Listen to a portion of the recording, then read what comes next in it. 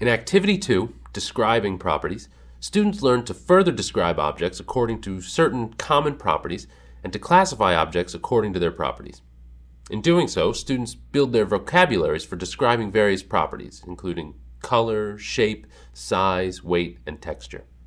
From the kit, you will need Activity Sheet 2, balloons, blocks, buttons, corks, feathers, foam pieces, marbles, rocks, rubber bands, coarse sandpaper, shells, plastic spoons, sorting trays, and the property words chart.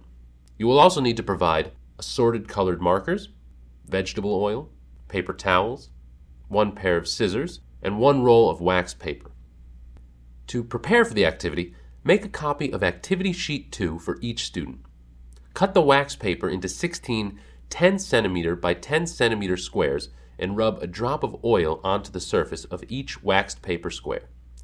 Hang the property words chart at the front of the classroom. Then place the following objects on a sorting tray for each team of 2: a balloon, a block, a button, a cork, a feather, a piece of foam, a marble, a rock, a rubber band, a piece of sandpaper, a shell, a plastic spoon, and an oiled wax paper square. Make sure to have paper towels available for students to wipe the oil off their hands. To begin the activity, explain to students that they are going to be looking at different objects and deciding on words that can be used to describe the properties of these different objects. Then distribute a sorting tray to each team and give them time to examine and manipulate the objects. Once students have had time to observe their objects, point to the heading Color Words on the Property Words chart and ask, what words can we list under color words to describe the objects on your trays? Record the students' responses on the color words list by writing each word with the appropriately colored marker. For example, use a blue marker to write the word blue. When students have finished offering suggestions, review the list by pointing to each word as you say it aloud. Remind the class that we use our senses, sight, hearing, taste, smell, and touch to observe properties. Ask students, what sense do we use to find out what color something is? Students should respond that we used sight or seeing to find out what color something is. Point to the heading Shape Words on the chart and ask students, what words can we list under shape words to describe the objects on your trays?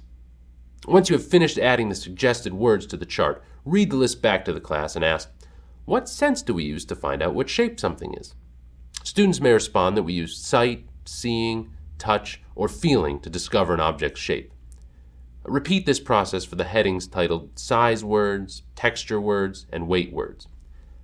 By the end of this activity, students should be familiar with different words that can be used to describe a variety of properties. After the first 5 columns of the property words chart are complete, have students pick a specific property and then group together all the objects on the tray that have this property.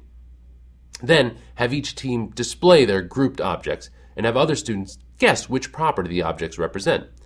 For example, students might group objects that are round and select a button, marble, and rubber band. Explain that when students add a marble to a group of round objects, they have classified the marble as round, and that to classify an object is to place the object into a group of other objects that share a common property. Next, distribute a copy of Activity Sheet 2 to each student and have them complete it. To conclude the activity, discard the oiled wax paper squares and return all materials from the sorting trays to the kit. Make sure to keep the property words chart on display in the classroom. For science background, reinforcement activities, curriculum connections, and information about the Delta Science Reader, please consult your DSM Teacher's Guide.